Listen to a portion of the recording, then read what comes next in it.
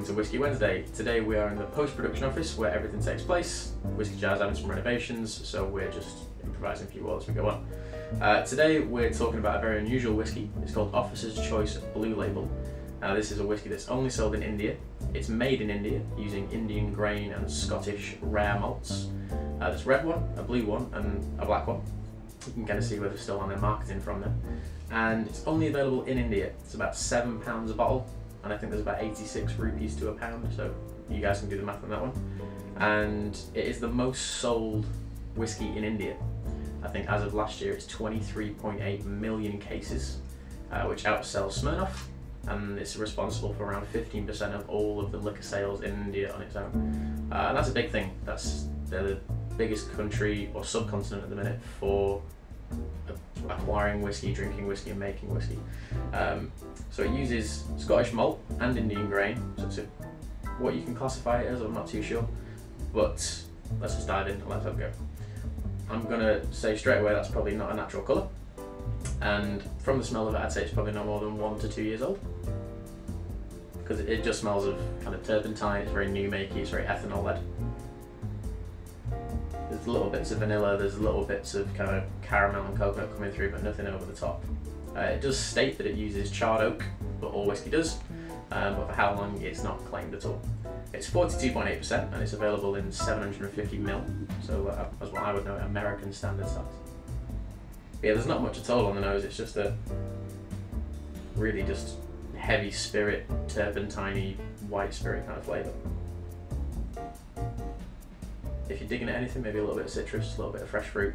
Doesn't compare to the Indian single malts like Amrit or Paul John. It's got nothing as intense as that going on. But we'll just we'll go for the taste.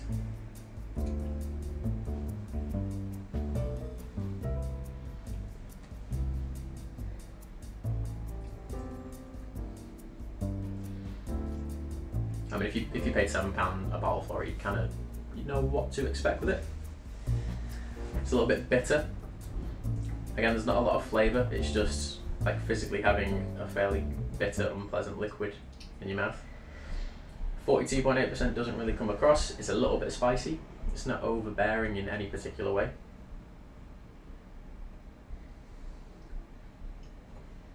A little bit sweet, if that's any sort of bonus for it. And that's probably that minimal contact with those charred oak barrels. A little bit of vanilla again, a little bit of coconut.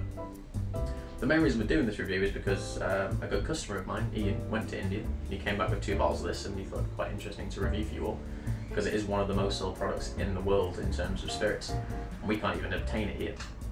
I'm going to be honest, it's not fantastic.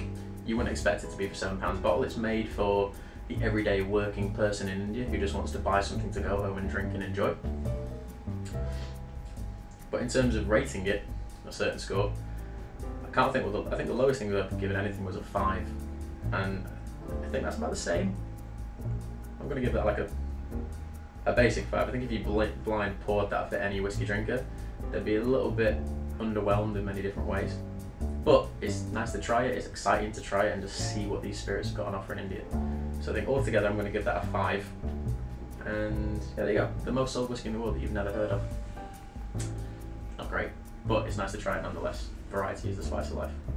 So thank you all for watching. I've been Phil, this is the production office, and I will see you all next week. Cheers.